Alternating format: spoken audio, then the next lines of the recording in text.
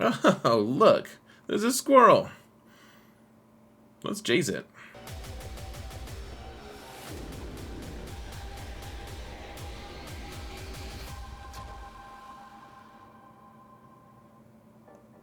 Hello everyone, and welcome to another episode of Zareth Chases Squirrels. Guys, I don't know about you, I get so tired of the Galactic Legend grind, and I have to take breaks sometimes. I know that Galactic Legends are the path to power and success, wealth and fame in this silly game that we play, but I prefer alternative routes, a little more meandering path to get there, if you will, and I think that the meandering path holds the secrets to power others may think to be unnatural. Honestly, I think that there's a lot to be said about taking a little time between your crazy project grinds and just fleshing out your roster, bulking up a little bit, putting some relics on characters that probably should have been reliced up a long time ago, but haven't been.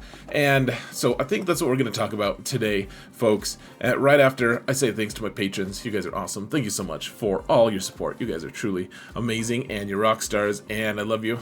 And I love everyone else as well, maybe just a little less, though. You're like a middle child, and if you want to support this channel for free and get moved up to the station of last child, please, guys, support this channel by liking, subscribing, commenting, mounting the algorithm. The time has come to mount the algorithm, folks. It's free. It's here for the mounting, all right? You don't want to miss out. You might want to, but that's your weird thing. Okay. Let's make this larger. That's not what she said, I'm sure. So, alright, what characters should we bulk up? And these characters are like, okay, they're not all requirement characters. Some of them are requirement characters, though. Some of them are like, okay, you don't have Leviathan yet? Maybe you want to put some relics on Malik anyways.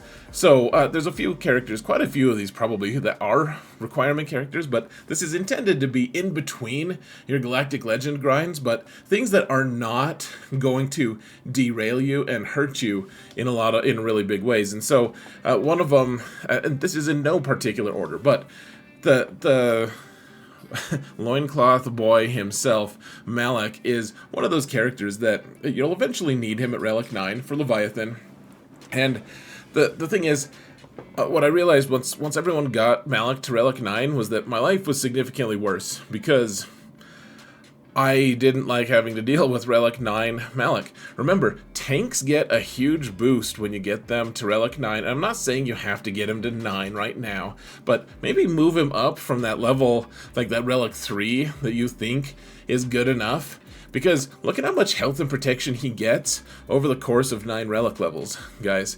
He gets more damage, he gets all this stuff, more armor. The armor really does add up. It doesn't look like that much, but it's got it where it counts. And he's just such a unit. Like, he's one of those Relic 9s that once you finally do, it might be a pain in the butt to get there. But once you do, it's really, you just kind of bask in the warmth of the feeling that you get when you've done something good with your life. You've accomplished something great. And Malik, I mean, he's so great that he has 2 racing stripes on his head. I mean, you just can't beat that. Not to mention his experimental loincloth game. It's unparalleled, folks. Cad Bane is one of those characters that, man, I never wanted to gear him up. And yeah, I think you'd need him Relic 5 for who is it? General, or Lord Vader? General Vader, that's what we need. We need a new Vader. That's called General Vader for some reason.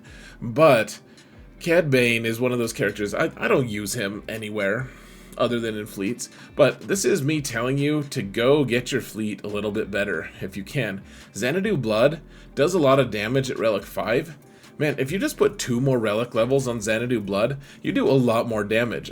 My main account has all these characters at higher relics, and you know, I think I have him at relic 8, and I don't know if it's regular exactly, but I do beat Profundity pretty reasonably often because Cad Bane just surprises people. I would say in general, getting some pilots or some relics on pilots that are impactful, you know, in the bigger fleets is probably going to be a good idea. Now, putting them on like Bad Batch is going to be a little struggle, even though the Marauder has a ship hits really hard. You have to relic 3 different characters just to have a little bit of an impact as opposed to just 1 on Xanadu Blood. I do think that putting a few relics on Xanadu Blood or on Cad Bane is worth your time, folks. And even as the third best fleet, it still is very, very relevant and is probably going to continue to be very relevant for a long time. Now, Darth Treya, this is something I see a lot, guys. Okay, so first off, she's not a requirement character.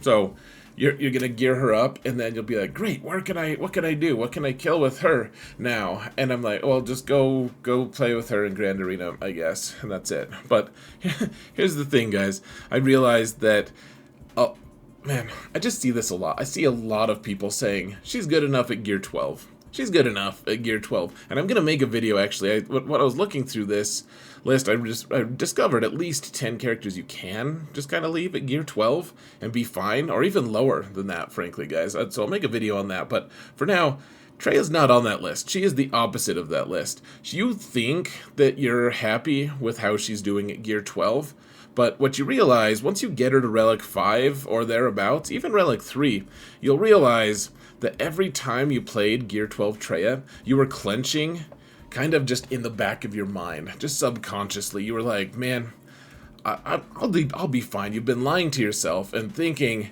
everything will be okay, when in reality, sometimes it is, and sometimes you have a catastrophic event that your mind hates so much that it blanks it out and you don't remember it anymore. You've probably lost with Treya more than you care to admit, and that's probably not because she's the problem. It's probably because you've been stingy on your mods and on your relic levels and don't care to work on her. Now, I think that you should work on her a lot.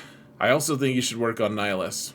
Scion can kind of get left behind a little bit, but I do think that Treya, she's good, man. She's really good. She's kind of moving to the role where she kind of just supports other Sith, and that's okay. That's alright. She only has 1 hand. I mean, it's good.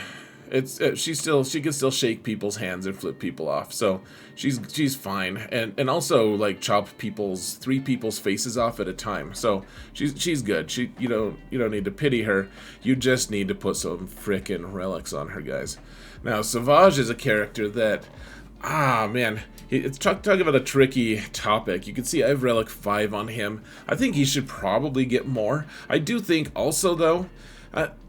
Okay, first off, I don't love to kind of push people into working on characters that only work in GAC or Territory Wars, and like he's not good anywhere else. Let's just be honest. He's good in GAC, and that's it. That's the only thing. He's not even required anywhere. He doesn't even do like all of the stuff that make him awesome are in his Omicron, and then once you take that away, he just kind of sits there with unreasonably prolonged horns. It's just he's good in GAC. He's transcendent in GAC. Let's just face it. He is one of the truly spectacular characters in GAC. And I realize that people are going to watch my Omicron ranking video and see that I put him on the lower tier, and there are reasons for that, and they're not all listed in that video, but I do think he's a character that's very, very worthwhile to gear. Even if you don't end up putting him with Treya, he can go with a ton of squads and just really mess with your opponent. He's kind of like the modern day Nest. Those of you who have been playing for a while remember, Nest used to be just placed on all kinds of random teams because people would kill that team and then they'd time out on Nest because they didn't know what the hell they were doing. Savage is the next level of that. You can just put him, you're like, hey, I think I'll just add you to a race squad. And yeah, it's not like the most synergistic or beneficial, but it's going to mess with your opponent to the point that where they might not be able to clear you. They might not be able to do anything because they're just worked up about Savage. And the more relic levels you have, he does ramp damage pretty nicely. He's just a unit, guys. Getting him Relic 8 is not exaggerating. It's one of the best things ever.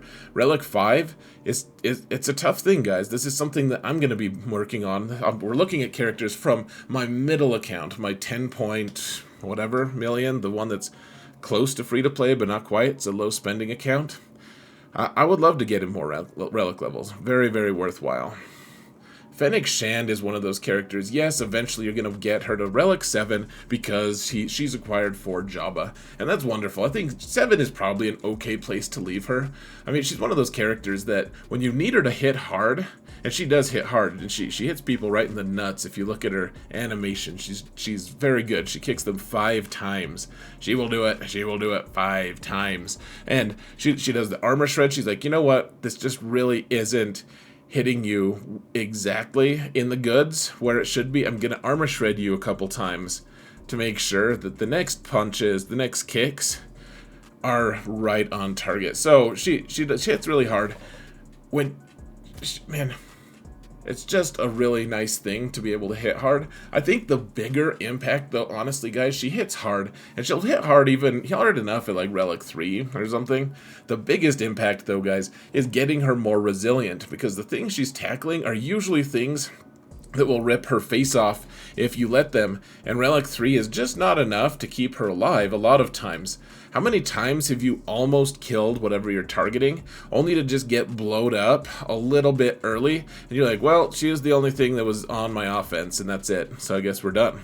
Has happened to me a lot of times, and honestly, a lot of people were resistant. Like, I know that at the very, very top, a lot of people were like, man, Lord Vader just can't be beat by Fennec anymore, until people started adding Relic 9 to her, because she just needed a little more extra survivability. It's not the punching ability, it's the survivability of her.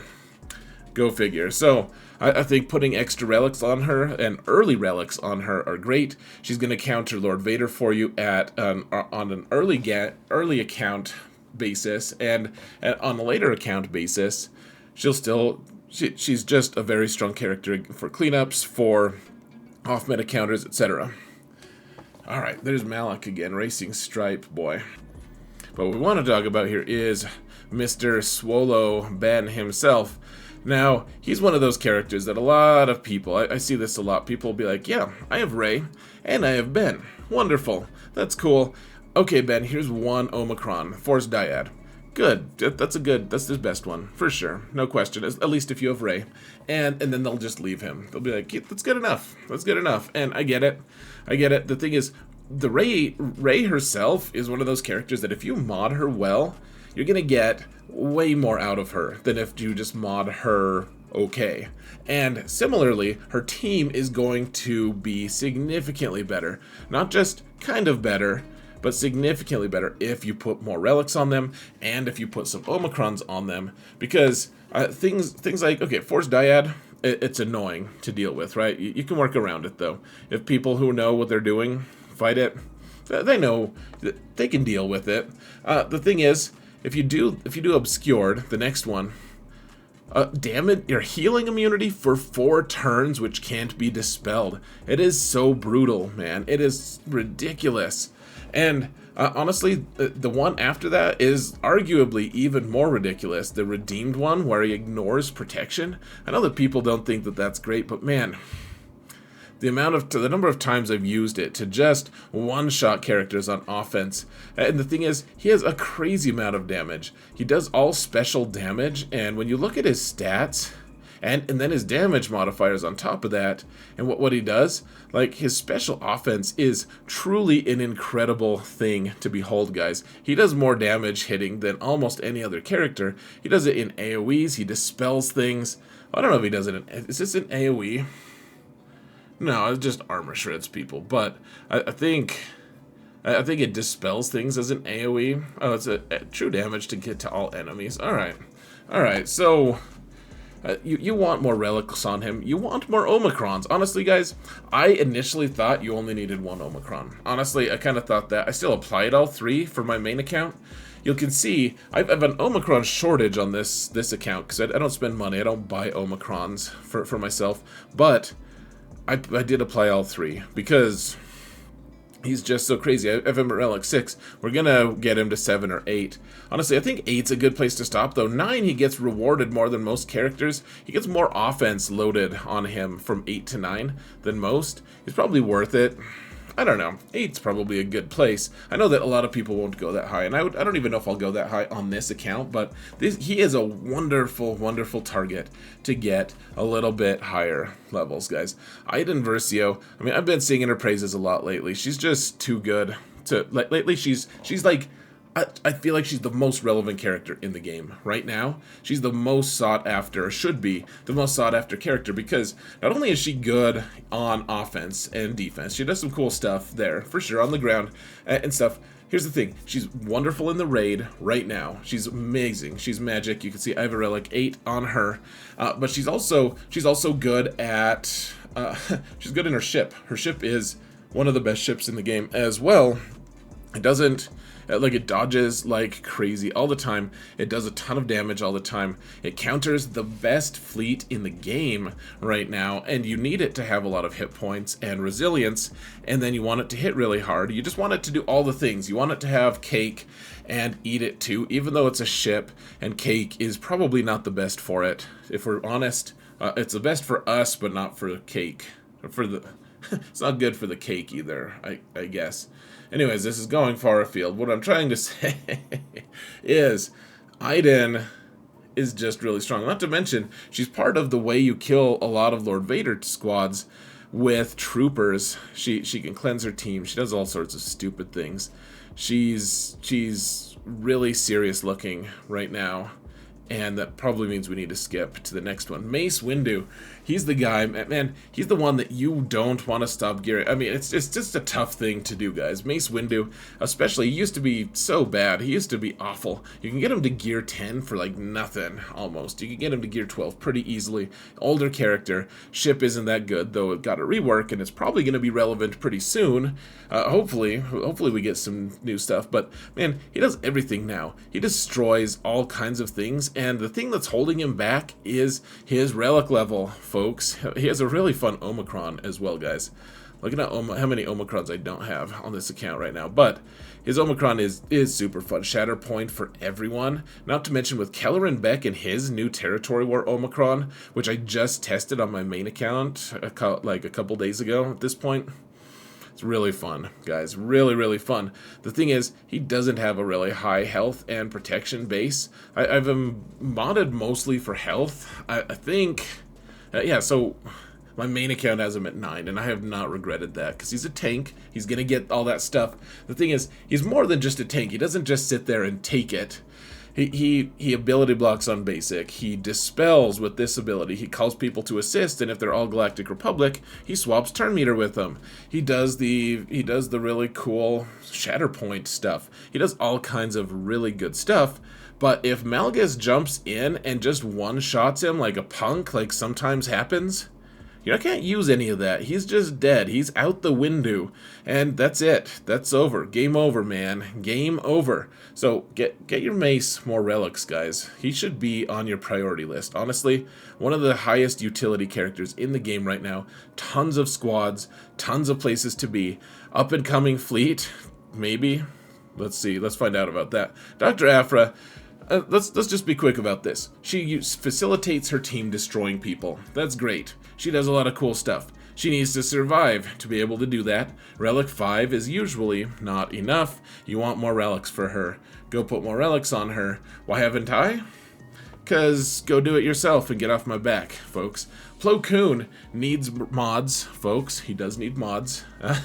He also, here's the thing about Plo Koon. Now that old Ben is questionably going to be going with Leia, maybe he won't, but maybe he will, Plo Koon ends up being a really nice replacement on the Starkiller squad as the tank, Jedi tank, to be able to do some cool stuff. Because old Ben is cool. He does ability block. He has the you know, non-dispellable taunt for 1 turn. He reduces turn meter, all that stuff.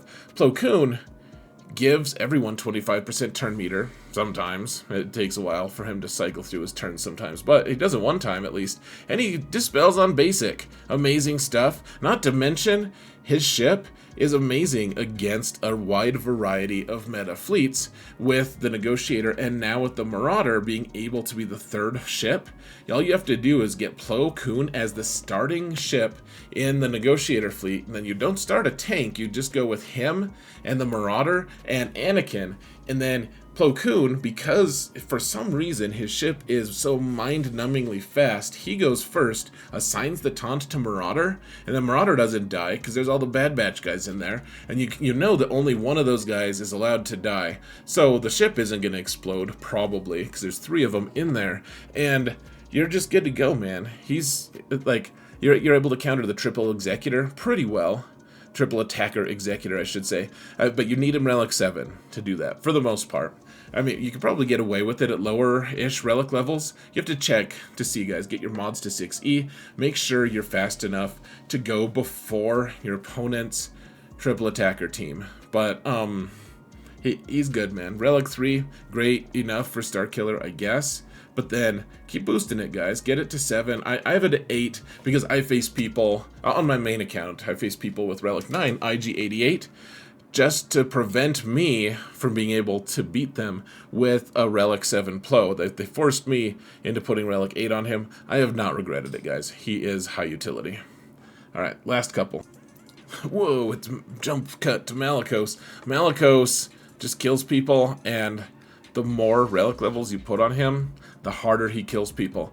Guys, I do want to say a lot of people say, there's this thing going out lately that people say, man, alright, you only need, you want the 3 Zetas, that's fine, only put 2 Omicrons, put the 2 Uniques. And I get that, that's the right order, put the 2 Uniques. And when you can, guys, doing the Die Whelp ability on him is just very strong. Remember, so he's doing additional true damage to everyone, and that's kind of ignored by a lot of people. He's also, like, it's a lot. It's a tremendous amount of extra damage, and it's true damage, so it ignores defense, which is really nice. It also inflicts buff immunity and healing immunity on people for 2 turns. It can't be resisted. People just get healing immunity, and, like, what do you want to do when you get hit by Malikos? The answer is usually heal. You want to be able to walk away and survive the damage. And he's like, no, I hit you with stones, and I hope that I broke your bones, and now I'm going to say mean things to you and hopefully hurt you further. And then at the bottom, this part is almost doesn't matter. You ramp some damage. That's cool. The stacking damage is cool. The thing that people ignore is that front paragraph. I mean, I even ignored it initially. This front, like, put the 3rd Omicron on him and see what madness transpires. Again, only a GAC character, really, but he's probably the most fun character CG has released, in my opinion, for several years. I don't know if that's true. He's just so fun. Like, try him with Maul sometime to kill Rey. You'll see what I mean. It's like 5 minutes, less than 5 minutes of pure joy. Malgus, guys, I know people want to put relics on him anyways because of his ship. Yeah, his ship relics, that's fine, that's fine. The thing I want to point out here, folks, is the only attack he has that's worth a damn is his Dark Deception. It's his big hit, and he does damage equal to 40% of Darth Malgus' max health, and it inflicts doubt. It does all this stuff, but it does damage based off his max health. When you get him to Relic 8, he gets this much extra health. When you get him to 9, he gets another, 13,000 health? And it's just a ridiculous boost of damage, guys, if you have him well modded.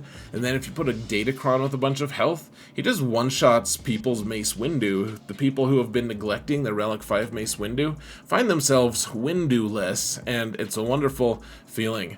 Starkiller is another character that... It's like, once you go from Relic 5 to Relic 8, you go from 5 to 6, 6 to 7, 7 to 8. I know you guys know how numbers work. Some of you, most of you. I hope most of you. But every step along the way gets you approximately 1,000 more offense. It is insanity. It's ludicrous speed, and you really notice it. 3,000 extra damage, like going from 7,000 to 10,000. is just really crazy, guys. Or whatever, like, it's a mind-numbing amount of damage, and the amount of times that he assists other characters, like he's like, ooh, he's so eager to please. He's like, ooh, Palpatine wants to attack this guy. I want to attack him too. Darth Vader wants to attack this guy. I want to do it too. Savage, oh yeah. I'm just, it's like playing fetch. It's exhausting. It's like he's their pet, but yet you want to feed your pet good stuff so that they'll rip people's faces off when they have to, right? Am I missing the point of having a pet? Probably, but it seems helpful all the same. Ki-Adi-Mundi.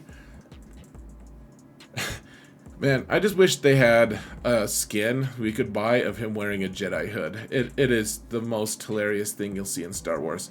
If you haven't seen it, I highly recommend it. He has the same thing, guys. He just does a crazy, crazy amount of damage. Relic 5, that's fine. Starkiller is probably more relevant and strong right now, though with Kelleran Beck back in the scene, Beck, he's I do think he's going to beckon a lot of different Jedi to get higher relics, because Ki-Adi-Mundi is going to go really well with him. Honestly, guys, I use Ki-Adi-Mundi just destroys people. He destroyed people anyways, and people didn't believe me, man. I remember fighting with people, like people would be like, dude, Zareth, Ki-Adi-Mundi, not a good character, not a good Jedi, not good, not like so many people. And I remember someone at some point was like, okay, you finally proved to me that Ki-Adi-Mundi's good. And I was like, I've just stopped trying to prove that, because I don't want people to think he's good. Like, it's just don't work on your Ki-Adi-Mundi at your own peril, man. You want to argue with me because you're being annoying? I guess. I hope you don't learn how good he is, because I don't want you to succeed. But in this case, guys, you're my YouTube watchers, I guess, my viewers. I don't know how to say it, apparently. I don't have the right words for something really basic and simple, but I want you to succeed, so go get relics on Ki-Adi-Mundi, if you have him. Maul is another character. I've talked about him a lot. He's a candidate for Relic 9, honestly, because he double dips. He does damage based off of his offense and his health. If you read the Anguish stuff, he gets extra damage based off of that, and so as he gains relic levels, he gains damage, and he gains health, which is also another word for him for damage. And he's just hits really hard, and he calls people to assist, and it's really stupid and fun to watch, and he is cool. He has more reasonably sized horns than Savage as well. And that's it, folks. What did I miss? What things should everyone be working on instead of Galactic Legends? Or at least just for a minute. Just work on the couple targeted characters. Let me know in the comments. Thank you all so much for watching, and remember that in all things, Zareth prevails.